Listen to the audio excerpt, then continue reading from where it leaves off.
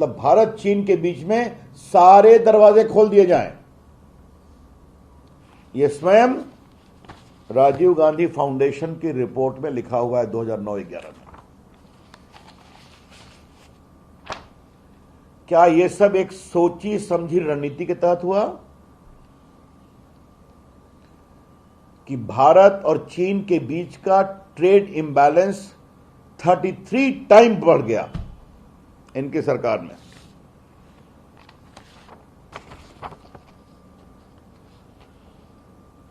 जो trade deficit है भारत और चीन के बीच में, ये 33 गुना आगे बढ़ गया।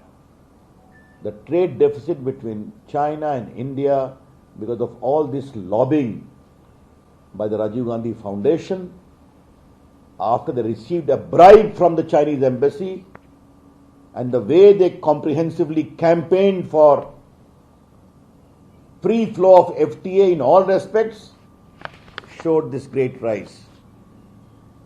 Congress party, please explain.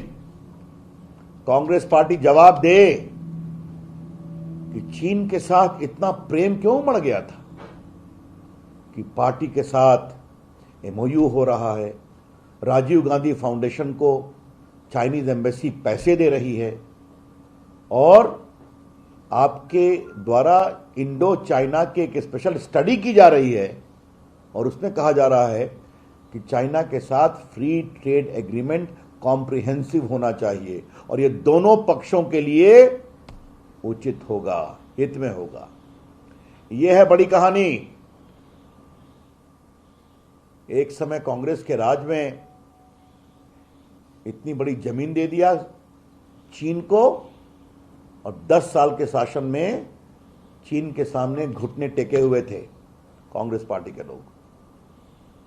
इसीलिए जब भी चीन की सरहद को लेकर सवाल उठते थे तो उनके रक्षा मंत्री कभी प्रभावी जवाब नहीं देते थे। अब एक और बड़ा सवाल उठता है, मैं चाहूंगा कि कांग्रेस पार्टी इसका ठीक से जवाब दे। एक कानून है फॉरेन कंट्रीब्यूशन रेगुलेशन एक्ट 1976। तो 76 का कानून है तो उन्हीं की सरकार थी उस समय।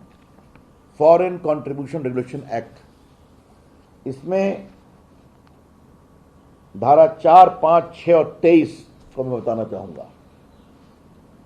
कोई भी कैंडिडेट फॉरेन से पैसा नहीं ले सकता, कोई भी पॉलिटिकल पार्टी फॉरेन से पैसा नहीं ले सकती और कोई भी पॉलिटिकल टाइप का संगठन बिना सरकार की अनुमति से फॉरेन फंड नहीं ले सकती। मैं मानता हूं कि राजीव गांधी फाउंडेशन एक प्रकार से कांग्रेस का एक्सटेंशन था। Rajiv Gandhi foundation was nothing but an extension of Congress party. और स्वाभाविक है, इस पर कोई आपत्ति नहीं है, उनके नेता के नाम से था, तो इसे मैं पॉलिटिकल एसोसिएशन ही कहूंगा। क्या उन्होंने अनुमति ली थी चीन से पैसा लेने के पहले? और अगर एक चीज के लिए मान भी लिया जाए कि वो कहें कि नहीं ये एजुकेशनल और कल्चरल बॉडी है, तो इसमें एक प्रावधान है कि कोई, मैं पढ़ता हूं, certain association and persons receiving foreign contribution to give intimation to the central government. अगर वो एजुकेशनल है, इकोनॉमिक है, कल्चरल है, सोशल है, और क्या इंटीमेट करना है, इसे मैं पढ़ना चाहता हूं, ये बहुत जरूरी है। Every association so registered shall give within such time and such manner as may be prescribed an intimation to the central government as to the amount of each foreign contribution received by it, the source from which and the manner in which such contribution was received, and the purposes for which and the manner in which such contribution was utilized for। तो क्या Rajiv Gandhi foundation ने सरकार को यह बताया, कानून की जो आवश्यकता है, कि आपने पैसा चाइनीज एम्बेसी से प्राप्त किया, किन शर्तों पर प्राप्त किया और आपने इसका क्या उपयोग किया है, और क्या वो जो इंटीमेशन दिया, अगर नहीं दिया तो क्यों नहीं दिया, ये कानून की आवश्यकता थी। और अगर दिया तो क्या उसमें आपने लिखा कि हम चीन के साथ फ्री ट्रेड एग्रीमेंट को प्रमोट करने के लिए ये पैसा लिए थे? और अगर नहीं बताया तो क्यों नहीं बताया? Let me repeat, it is a very very sensitive issue. If Rajiv Gandhi Foundation is political in our understanding, but even if they claim it is not, it is educational or social, then under Section 6 of the Foreign Contribution Regulation Act 1976, they are supposed to intimate the government as to the manner in which, the purposes for which they have received this amount, from what source, and most important, the manner in which they have utilized the amount.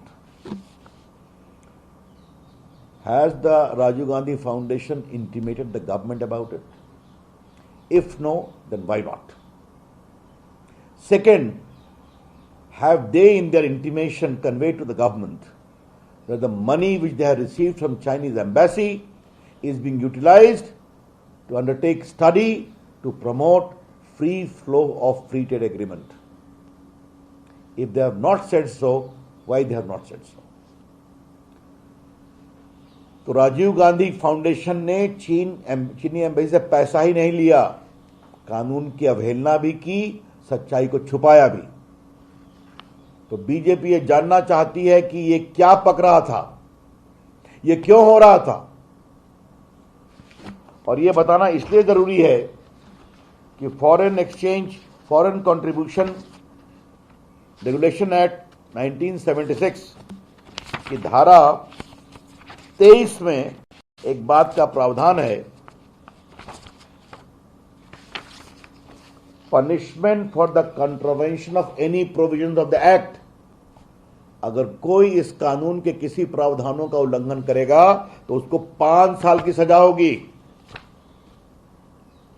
तो Congress party या तो स्थिति स्पष्ट करे कि उन्होंने सरकार से अनुमति ली थी चीनी कंट्रीब्यूशन लेने के लिए एम्बेसी से.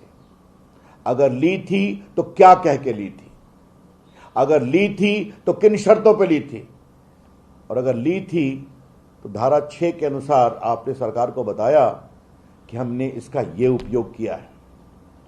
और अगर उस उपयोग में आपने ये नहीं बताया कि हमने चीन के फ्री फ्लो के ट्रेड एग्रीमेंट के लिए काम करने के लिए लिया है, तो आपने सच्चाई क्यों छुपाई? ये गंभीर विषय है मित्रों. कांग्रेस पार्टी का काम है रोज झूठ बोलना, कांग्रेस पार्टी का काम है सेना के मनोबल को कमजोर करना, कांग्रेस पार्टी का काम है चाहे बालाकोट हो चाहे वो उरी हो उसका सबूत मांगना. और आज एक चीन के बारे में भी सेना को कमजोर कर रहे हैं, लेकिन अपने द्वारा चीन को क्या मजबूत करने की कोशिश की उसकी सच्चाई कभी नहीं बताते. The most paradoxical thing to note about the behavior of Congress party of utter duplicity is that every day they are seeking to lower the morale of the forces who are fighting bravely. They are seeking to demonize Narendra Modi ji, I leave it. They are not openly condemning anything against China, as in case of Balakot, seeking evidence about the factum of Balakot attack. The same in case of Uri, seeking evidence in case of Uri attack. हमें सबूत दो. Now this. Now there is a pattern as to why Congress party does not condemn China. Because 10 years rule of Manmohan Singh is littered with voluminous evidence as to how Congress party tried to support China and make it earn tons of money by permitting the increase of trade deficit 33 times. Congress party का एक हित था चीन को promote करने में, जो मैंने बताया, क्योंकि उनको पैसा मिलता था राजीव गांधी फाउंडेशन को, और ट्रेड डेफिसिट 33 टाइम्स बढ़ा।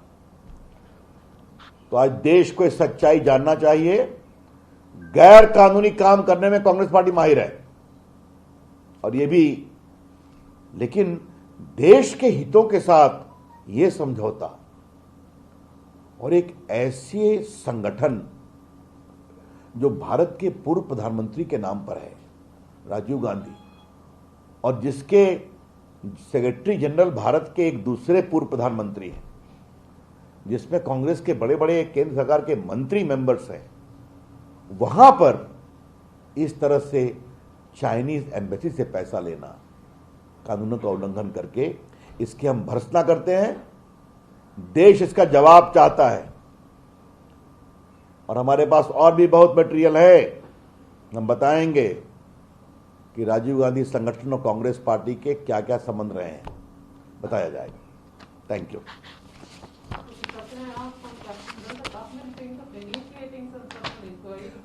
I have today spoken, let it remain there. Let's leave it to us. Thank you. चलिए बंद करो कैमरा भैया। इतना तुम लोग को दे दिया, आप क्या चाहते हो? Thank you. अब आप लेट हो गए, चलिए यूज में।